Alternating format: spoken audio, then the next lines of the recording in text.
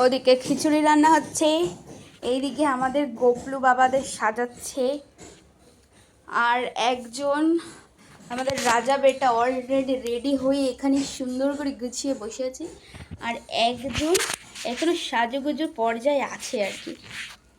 এখানে ক্যাডবেরি সাজিয়ে রেখেছে দিদুন। এখানে কাল রাতে বানানো হচ্ছে মালপোয়া, তালের বড়া, এখানে খই পাক দেওয়া হয়েছে, নাড়ু আছে 2 রকমের।